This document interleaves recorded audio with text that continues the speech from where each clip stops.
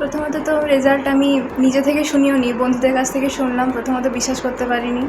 তারপর যখন সবাই এলো, এত কিছু সবাই আসছে, অভিনন্দন জানাচ্ছে, খুবই ভালো লাগছে। প্রথম কি ফোন টিভিতে দেখার পরে কতটা আনন্দ উৎসাহিত হচ্ছে? আমি এখনও পর্যন্ত টিভিতে শুনিনি বা টিভিতে দেখিও নি, ওই বন্ধুবান্ধবদের কাছ থেকে আমি শুনেছি। কী হওয়ার ইচ্ছে হচ্ছে? পরবর্তীকালে কি হওয়া বলতে আমার ইচ্ছা আছে ইঞ্জিনিয়ারিং নিয়ে পড়াশোনা করার। কি হব সেটা তো এখন থেকে বলা যায় না।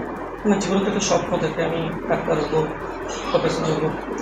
না না, এখন আপাতত আমার পড়াশোনা করার ইচ্ছা আছে, পরবর্তীকালে হায়ার স্টাডিজ করার ইচ্ছা আছে, দেখা যাক কী হয়। না, আমার ইঞ্জিনিয়ারিং নিয়ে পড়ার ইচ্ছা আছে, এরপরে যা হবে। ইন্টারেস্ট আছে ওই সমস্ত জিনিসগুলো সম্বন্ধে জানার, বিভিন্ন ধরনের অ্যাপ ডেভেলপমেন্ট বা এআই টিআই এই সমস্ত জানার ইচ্ছা আছে। তারপরে তো দেখা যাবে, ঠিক করিনি এখন। প্রথমত তো বাড়িতে বাবাই আমার সব, তা আমার মা সবাই সবাই সাথে ছিলেন। তাছাড়া স্কুলের টিচার, গৃহশিক্ষকরা, বন্ধুবান্ধব, আত্মীয় স্বজন সবাই পাশে ছিল।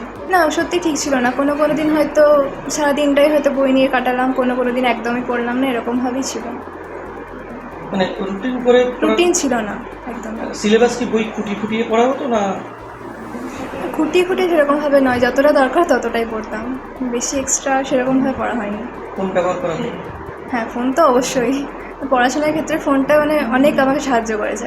অনলাইনে অনেক রিসোর্স চলে এসেছে, বিভিন্ন সায়েন্সের ক্ষেত্রে বিশেষ করে, তো সেগুলো দেখতাম। হয়তো টিউশনে পড়ে বুঝতে পারলাম না কোনো জায়গা, সেখানটা আবার দেখতে পেলাম ফোনে, বা হয়তো এক্সট্রা কিছু প্রশ্ন প্র্যাকটিস করতে হবে, তখন ওই ফোনের সাহায্যেই সব হতো।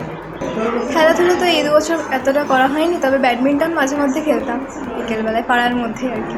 বন্ধুবান্ধবের সাথে আড্ডা?